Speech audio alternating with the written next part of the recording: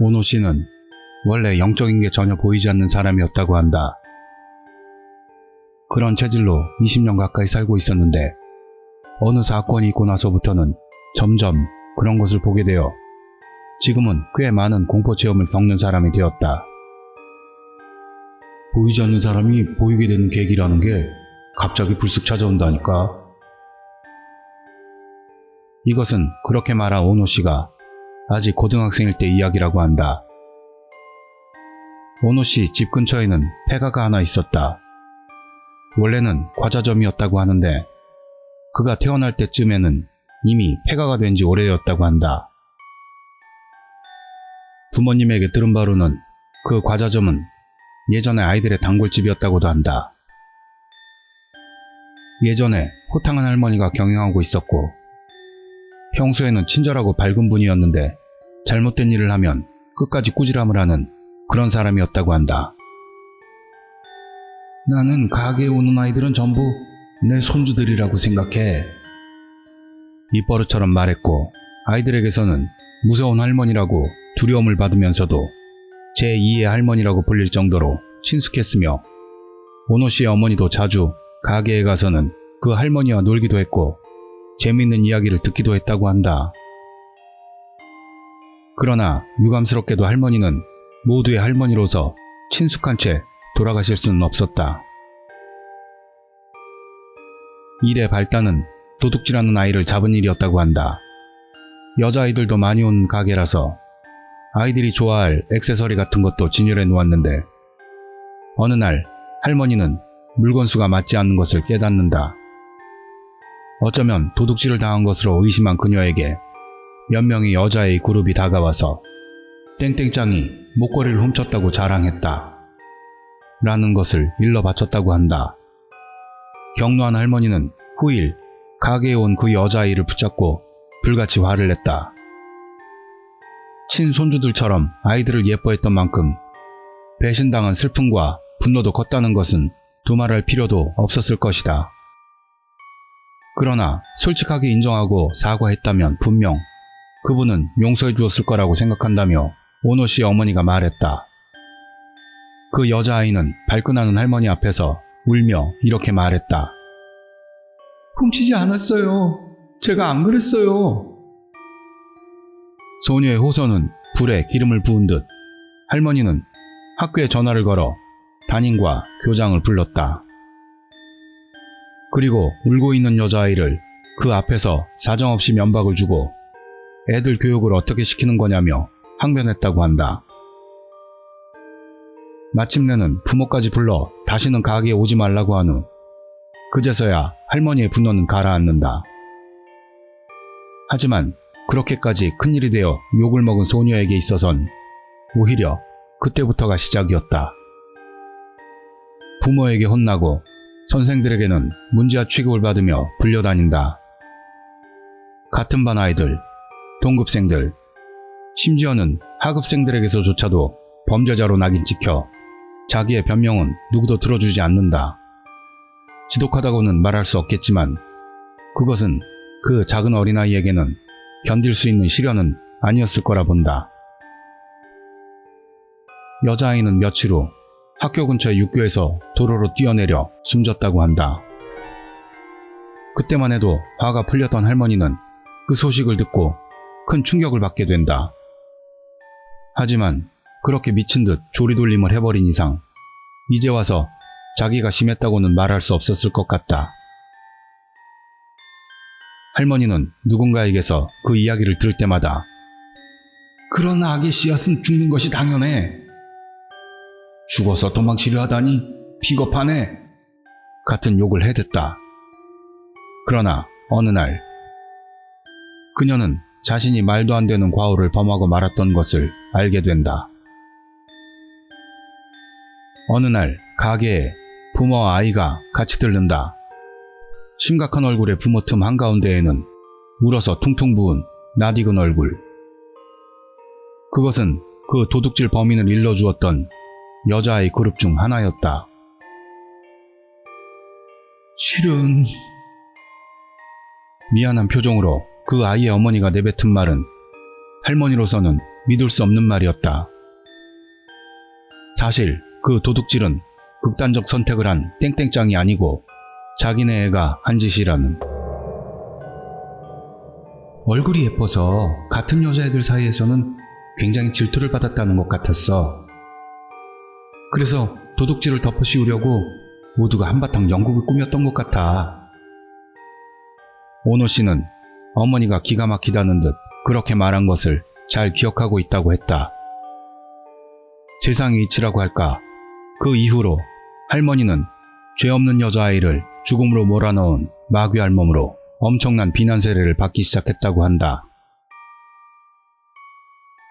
손주들처럼 아끼던 어린애들에게 살인자라고 불리며 심지어 가게에 돌을 던지는 아이들도 있었다. 원래 바른 말만 하던 할머니의 언동을 달갑게 여기지 않던 부모들에게서도 항의의 전화를 받았으며 학교에서는 문제 있는 사람의 가게이니까 가지 않도록 이라는 가정통신문까지 나왔고, 급기야는 이야기를 들은 불량배 집단에게 가게를 털리고 할머니는 완전히 심신이 피폐해지고 만다. 상황을 듣고 멀리서 할머니를 보러 온 할머니의 여동생인지 언니인지가 목을 메고 죽어있는 할머니의 시체를 발견하게 되고 모두의 할머니가 되려던 노인의 꿈은 산산이 부서져 버린다. 이렇게밖에는 속죄할 수가 없습니다. 용서해 주세요. 라는 유서가 남아있었다고 해. 그런 곳이라 그런지 그곳에는 폐가 탐험을 하러 오는 불량배들조차도 가까이 안 가. 그러니까 너도 이상한 생각하면 안 돼. 저주받으니까. 어머니는 오노 씨에게 그렇게 말했지만 그때는 이미 그 과자점이었던 폐가에 담력 시험을 가는 것은 오노 씨에겐 완전 확정된 상태였다. 당시 오노 씨는 고3. 진학도 취직도 대강 결정이 되어 그때는 아무 생각 없이 놀기만 하는 시기였다. 불법 침입으로 끌려가 진로가 엉망이 되는 위험성이 있는데도 학생이란 것은 바보 같아 당시에는 그런 잡스런 일은 일체 신경도 안 썼다고 한다. 사람이 죽었다는 이야기가 있고 자신들의 행동 범위 안에 그게 있었으며 여차하는 경우에는 뛰어서 도망가면 어떻게든 될 수 있을 것 같은 적당한 심령 스팟. 그 과자점 폐가는 모든 의미에서 안성맞춤인 곳이었던 것이다. 오노 씨가 친구들에게 어머니에게 들었던 말을 전하자 모두가 오! 딱 좋아! 라며 불타오른다. 이래저래 날짜를 정하고 바로 그날이 된다. 역시 밤이라 분위기 있네. 어때? 이타가키 뭔가 느껴져? 느껴진다. 느껴져. 지금 저기서 할머니가 손짓하고 있어. 거짓말. 지금 그거 거짓말이지? 폐가로 향한 것은 오노 씨를 포함 5명 정도로 그중 이타가키라는 친구가 있었다고 한다. 그 이타가키는 매일 자기가 영감이 있다고 자칭하고 있어.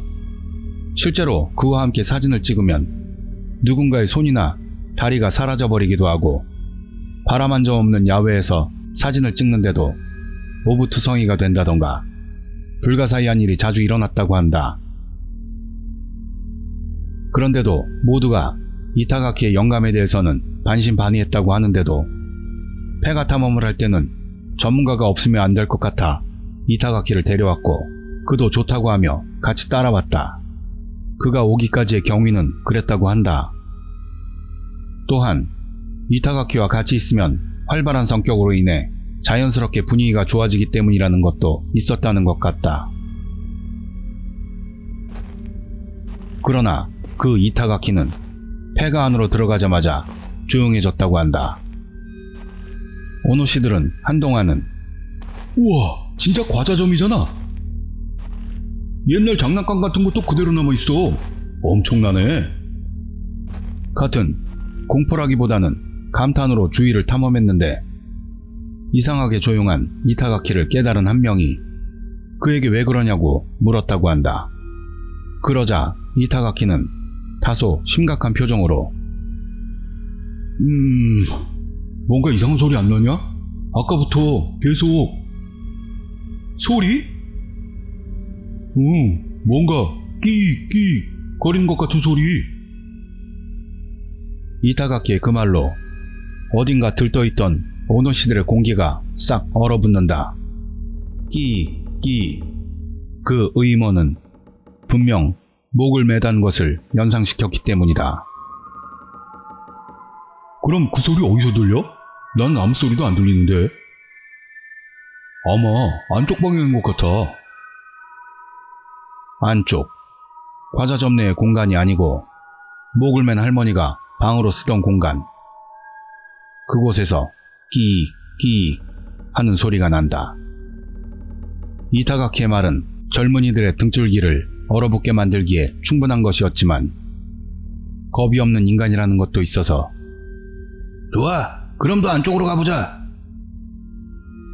그룹 내 우두머리였던 다나카라는 친구가 두려워하기는커녕 즐거운 듯 앞으로 나아가기 시작했다고 한다. 야, 우리 원래 귀신 보려고 온 거잖냐? 할머니 얼굴 한번 보러 가보자.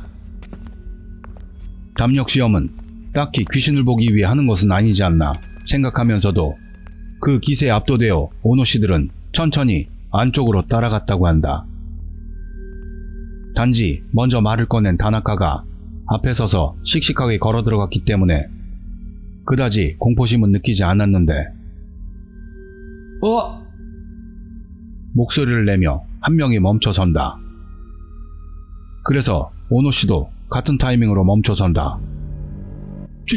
지금 들려서? 아니, 계속 들리고 있어. 우와, 이거 뭐야? 기분 나쁘잖아. 끼. 그런 소리가 분명히 오노씨들의 귓전을 때린다. 아니, 때리기 시작했다고 해야 할까? 그 소리는 생각했던 것보다 지독하게 귀에 거슬리고 집요하며 하나도 빠뜨리지 않고 들리는 것만 같았다. 어째서 그렇게 큰 소리가 아까까지는 들리지 않았던 것인가? 그 의문은 오노씨들에게 상당히 큰 불안을 안겼지만 다나카는 아랑곳 않고 앞으로 나아간다. 너희들 정말 뭔가 들리는 거냐? 나는 계속 아무 소리도 들리지 않는데. 인정하지 않겠다는 것 같은 그의 질문에 대답할 여력은 없었다. 이런 소리 나도 듣고 싶지 않다는 그런 불만을 토할 여유조차 엄청난 공포와 불길함과 불안 앞에서는 무관으로 다시 삼켜지고 있었다. 끼. 소리는 점점 가까이 다가오고 있다. 이윽고 오! 하는 소리를 내며 다나카가 멈춘다. 여긴가 보네, 자살 현장.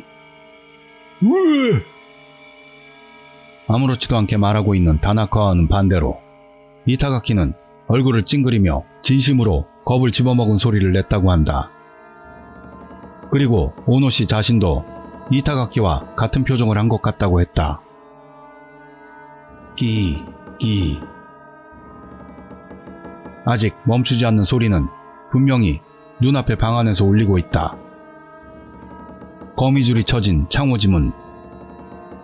분명히 침실이었던 것 같은 그 방 안에서 과거에 끔찍한 일이 있었다.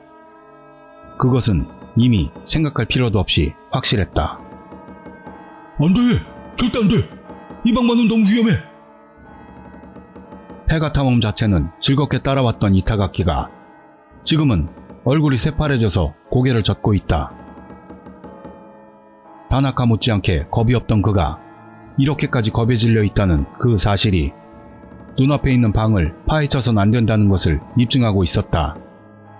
하지만 지금에 이르러서도 전혀 들리지 않고 느끼지 못하는 다나카에게는 모든 것이 쇠기의 경일기였던 것 같았다.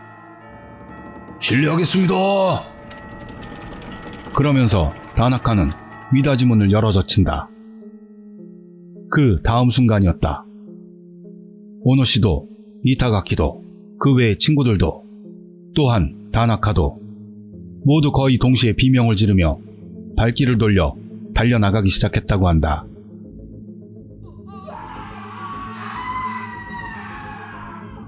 위험해, 위험해, 위험해, 위험해, 위험해. 저 진짜 위험해. 폐가하는 길이 좁아서 양보하지 않으면 서로가 몸이 끼어버린 상태가 되고 말지만 그런 것은 아랑곳 않고 오노 씨들은 앞을 다퉈 출구로 향한다. 최대한 1분 1초라도 빨리 누구보다도 먼저 그 침실에서 멀어지고 싶었기 때문이다.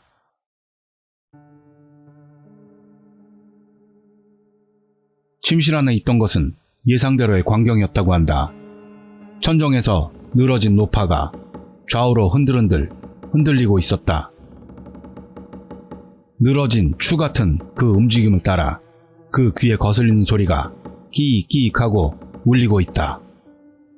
눈은 텅 빈 듯 하얗고 탁해져 있었고 입은 활짝 열린 채 평생 잊을 수 없을 만큼 분명할 정도의 무시무시한 그것을 모두가 확실히 봤다고 한다. 그 후의 일은 솔직히 잘 기억나지 않는다고 오노 씨는 말한다. 정신없이 과자점을 뛰쳐나와 정신을 차려보니 다나카의 집으로 무너지듯 들어갔다. 한동안 모두 다나카의 집에서 가라앉은 모습으로 있었는데 시간이 지남에 따라 그 공포도 엷어졌다고 한다. 그리고 어느샌가 목적했던 대로 무서운 경험을 할 수 있었다 라는 기쁨이 앞서게 된 것 같다. 우와, 살벌했어. 귀신이란 게 정말 있구나. 그 할머니 얼굴 당분간은 계속 기억나겠어. 어쨌든 이타가키 말고는 영감이 없는 사람들 뿐. 당연히도 그런 해괴한 경험을 했던 기억도 없다. 경험한 순간과 직후는 물론 무서웠겠지만 똥 누러 갈 때 마음 다르고 나올 때 마음 다르듯 오노 씨도 포함해 모두 전쟁에서 이긴 분위기가 됐다는데 그중 유일하게 영감이 있던 이타가키만이 계속 얼굴이 파랗게 질린 채 떨고 있었다고 한다. 너도 슬슬 기운 좀 내라. 그런 거는 일상 다반사로 보잖아. 너희들 정말 그 방안을 보긴 한 거냐? 조롱 섞인 격려에 이타가키는 새파란 얼굴로 대답했다고 한다. 봤지. 그래서 모두가 도망 나온 거잖아. 할머니만? 뭐라고? 계속되는 이타가키의 말에 그 자리의 전원은 모두 입을 다문다. 너희들 설마 할머니만 모인 거냐? 아니, 할머니만 있었잖아. 누군가 그렇게 말하자 이타가키는 고개를 저었다. 그리고 떨리는 목소리로 말했다고 한다. 할머니가 목맨 모습을 보면서 낄낄거리며 박수치고 있었어. 여자애가 쭈그리고 앉아서. 오노 씨들은 그것을 보지는 못했다. 몰랐는지 안 보였는지 확인할 길은 없다. 영감이 강한 이타가키조차도 미닫이문을 열 때까지는 그 박수 소리는 전혀 깨닫지 못했다고 한다. 그렇게 섬뜩한 건 본 적도 없어. 다시는 담력시험 같은 건 안 하련다. 그 폐가는 지금도 그곳에 있다고 한다. 철거를 안 하는 건지 못 하는 건지까지는 알 수 없다고 한다.